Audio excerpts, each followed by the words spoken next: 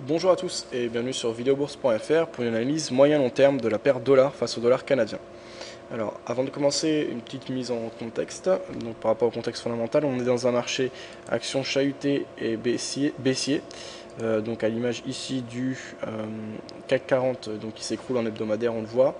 Le Nasdaq qui perd également beaucoup de valeur. Alors, ceux qui avaient vu la vidéo, là, il y a 2 semaines, je crois que j'avais faite, par rapport aux indices boursiers.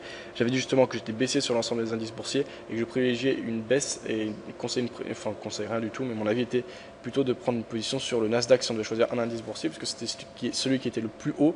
On était quasiment mais on était même plus haut que les plus hauts qui avaient été marqués en 2007, et donc je pense que c'était absolument pas mérité, qu'on avait un contexte trop tendu et que on peut avoir un beau potentiel de retracement.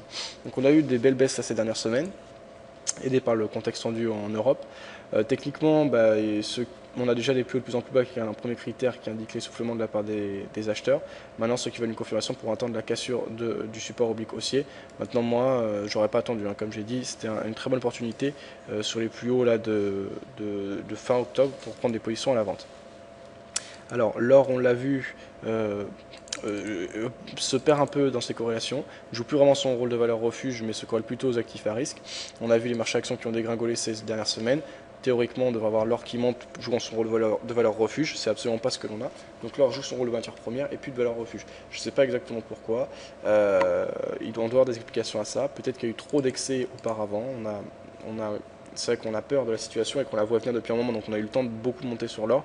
En tout cas, à court terme, on a perdu la corrélation. C'est un peu dur de s'y retrouver, je trouve, sur l'or en ce moment. Donc, dans ce contexte, le dollar face au dollar canadien, alors qu'est-ce qu'on avait eu? La crise des subprimes qu'on avait eu donc, en 2007-2008. Alors, voilà, ici, elle avait profité dans un premier temps au dollar. Alors c'est un peu surprenant puisque cette crise vient des États-Unis bien sûr, mais la monnaie d'un pays ne reflète pas forcément la santé économique du pays, et il faut voir les intérêts qu'il y a derrière, les politiques monétaires qui sont menées. Justement, on a vu des politiques monétaires super accommodantes, donc ça c'était plutôt censé faire baisser le dollar, puisque quand on fait tourner à fond la machine, la planche à billets, forcément il y a plus de, dollars en circulation, donc ça va faire baisser la valeur de cette devise. Maintenant, c'est un plan qui avait dans un premier temps plutôt convaincu les investisseurs, mais également ça vient surtout du fait que y a de nombreux pays qui sont dépendants du dollar, puisque les États-Unis, sur l'échiquier géopolitique mondial, on va dire, ils ont su placer leurs pions de manière cohérente et intelligente. Et donc désormais, ça veut dire qu'il y a beaucoup de pays qui n'ont pas d'intérêt à voir le dollar se casser la figure. Et donc ça renforce son rôle de valeur refuge. On l'a vu parfaitement. Fin 2007-2008, on a explosé à la hausse. Et puis ensuite, 2009, quand on est revenu dans un contexte de marché un peu plus normal, en tout cas quand la tempête s'est calmée, eh bien on est reparti à la baisse et on est revenu finalement quasiment au même niveau, un tout petit peu plus haut que les plus bas qu'on avait atteints en 2007, en novembre 2007. Donc on était descendu jusqu'à 0.9052, là on est descendu jusqu'à 0.9388. Et on repart désormais légèrement à la hausse et le dollar joue de nouveau son rôle de valeur refuge face au dollar canadien. Donc on a eu une très grosse baisse depuis la fin de la crise des subprimes. On est actuellement en phase de retracement, donc contre la tendance de fond, dans un canal haussier tracé en noir là.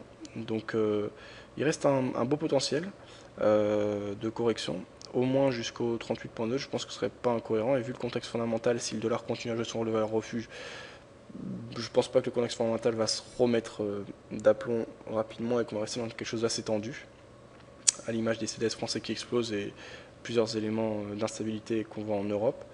Les États-Unis ne sont pas bien non plus, donc parier sur une hausse du dollar, ça ne me paraît pas incohérent. Parier sur une hausse d'une valeur refuge face à un actif qui se corrèle plutôt aux actifs à risque. Donc, dans ce contexte, je serais plutôt haussier sur le dollar face au dollar canadien. Maintenant, comment fixer son point d'entrée?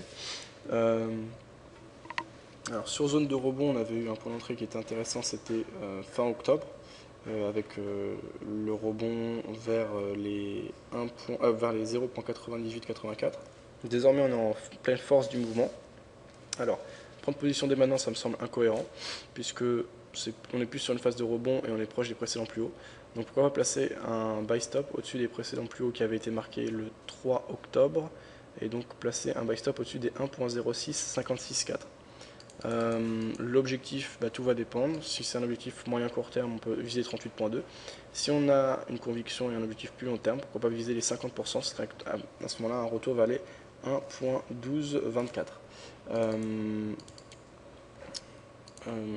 Au niveau du stop loss, le plus courant, mais c'est un stop loss qui serait large, ce serait de le placer au-dessous des plus bas du 27 octobre, donc au-dessous des 0,9884. Maintenant, il faut pouvoir l'assumer et prendre le risque. Si on va chercher que les 38,2, ce sera un ratio gain-perte qui sera largement inférieur à 1. Si on va chercher les 50%, ce sera un ratio gain-perte qui sera quand même supérieur à 1, donc ce sera intéressant. Donc on verra ce qu'il en est. Moi, personnellement, argument baissier, là, il n'y en a pas. Donc pour avoir des arguments baissiers, il faudrait attendre qu'on marque effectivement des plus hauts plus bas que les précédents, ou une cassure du support oblique haussier.